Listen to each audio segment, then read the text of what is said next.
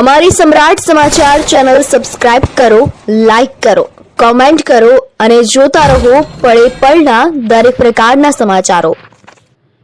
ભાવનગર શહેરમાં ભગવાન શ્રી જગન્નાથજીની રથયાત્રાને શાંતિપૂર્ણ અને સુરક્ષિત માહોલમાં યોજવાના હેતુથી પોલીસ દ્વારા અસામાજિક પ્રવૃત્તિઓ સામે સઘન કાર્યવાહી હાથ ધરવામાં આવી છે। આ અંતર્ગત Bhavnagar local crime branch, LCB, SOG અને પેરોલ ફ્લો સ્ક્વોડની સંયુક્ત ટીમોએ વહેલી સવારે શહેરના જુદા જુદા વિસ્તારમાં દેશી દારૂના ધંધાર્થીઓ પર તવાઈ બોલાવી હતી। પોલીસે આડોડિયાવાસ, કુંભારવાડા, જીઆઈડીસી, ચિત્રા, કરસલિયાપરા સહિતના કેટલાક વિસ્તારોમાં અલગ અલગ ટીમો બનાવી દરોડા પાડ્યા હતા। આ કાર્યવાહીમાં કુલ 14 ગુનાઓ શોધી કાઢી ₹1,24,300નો મુદ્દામાલ કબજે કરવામાં આવ્યો હતો। પોલીસની કામગીરીને લઈને બુટલેગરોમાં ફફડાટ ફેલાયો હતો।